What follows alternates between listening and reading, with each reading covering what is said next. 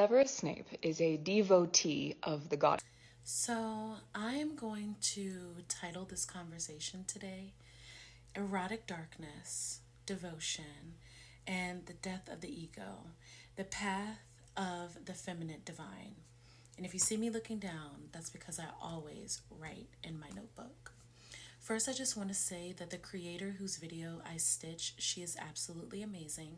I don't exactly remember her TikTok name, but of course I stitched her, so she'll be in the description. She's definitely worth looking at her videos and doing a deep dive in her content. She's awesome. Okay, but erotic darkness, devotion, and death of the ego, the path of the divine.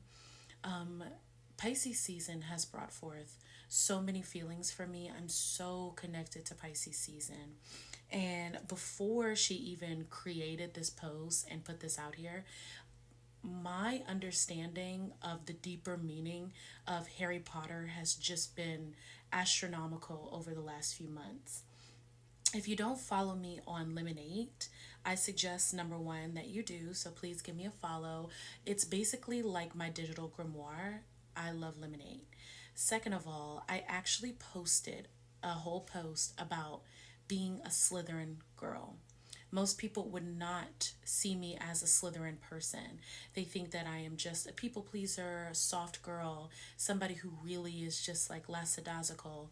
But there's so much that comes with softness that I feel like people don't understand, especially because I am a black woman. And this all ties into today's conversation.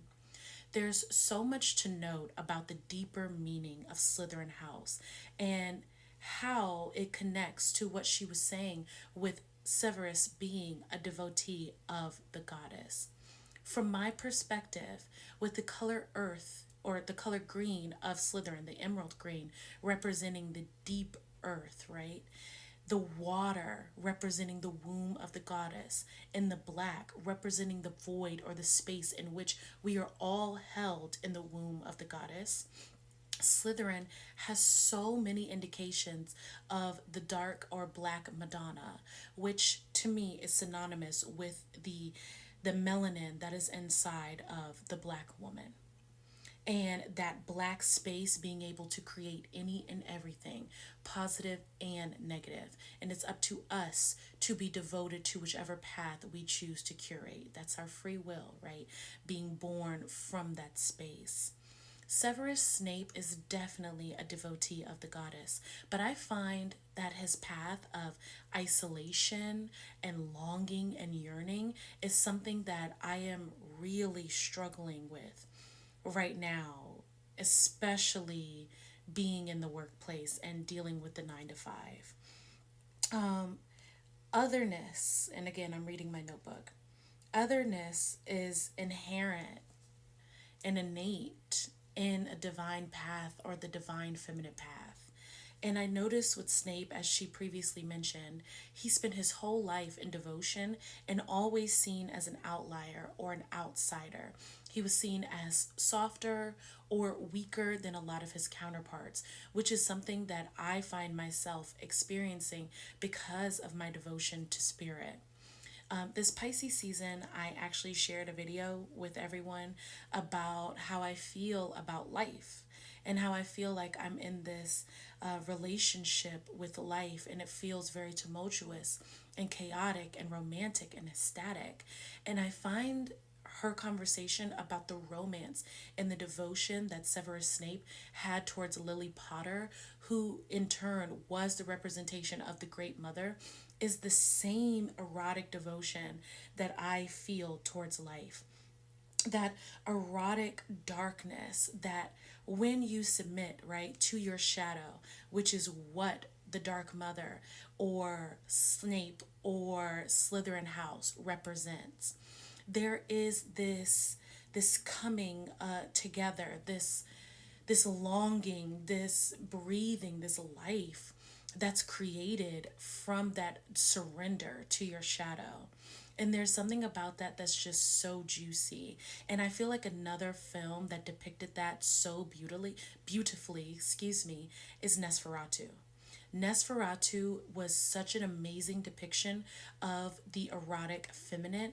And then in the film, she was told that in a past life she was probably a priestess of Isis, who is the icon behind the Black Madonna, the Great Mother. I'm even wearing her royal blue right now.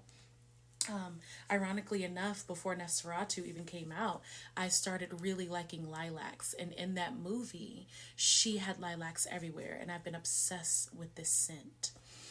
So there's so many things that is represented in the death of the ego. And I think this conversation coming up in Pisces season that represents that total complete death as you rebirth and you've learned all your lessons in the karmic cycle is even more telling. And the closer you are with the divine, the more isolating and heartbreaking and heart-wrenching it can be. And I'm tying this into the Black Madonna and Black women because I also find the softness, the weakness that Severus Snape was supposed to convey, even though he was one of the strongest characters in the end, ended up being a headmaster of Hogwarts, was a potion master. There was so much about him that was beyond words, right? But he was considered lesser. And I find that all embodiments of that divine dark feminine, including softness itself, because it takes softness, it takes surrender to be able to experience that sublime death. And I feel like Scorpio and how I have like my Jupiter in the house of Scorpio, how my sixth house is in Scorpio, and how I have all this scorpionic energy around me all the time. And Scorpio can be so rough, but at the same time, it's like this innate devotion that I feel to it, where even though every day I feel like I'm kind of like pulling my hair out, it's like I can't stop. I have to keep going. And it's this erotica that's really inside of it, right? Like the little death that you feel from when you have the big O, the oxytocin that's released from your body when you overcome a challenge, the softness and the safeness that you feel in the intimacy with your partner, or when you're at your altar, or when you're connecting to your goddess. It's something that's so sublime, but it's completely overlooked inside of our society. And I find that as I'm getting older, I'm getting more awkward around people. I'm very socially awkward and I'm very misconstrued, and my softness is always being seen as a weakness. But the softness that I am portraying is a representation of my love, that divine devotion that Lily Potter was portraying, that Severus Snape was the male equivalent of and acting on in her absence. That softness is my place of vitality. It is my home. It is my center place because I'm operating from a place of wetness. I'm operating from a place of creation every single day. And the devotion to the goddess takes away that go-getting, patriarchal, kind of angry, frustrated aspect that people are grappling with in society. And it's just opened me to so much surrender that people find awkward and weird. And I just remember when I was young, my mother was so afraid of all of my spiritual gifts when I was a kid. We could not bring up witchcraft. It was seen as demonic. But something my father always did for me was take me to the movies, and we always went to go see Harry Potter together. And my very first girlfriend, when I was in high school, validated the fact that I was Slytherin.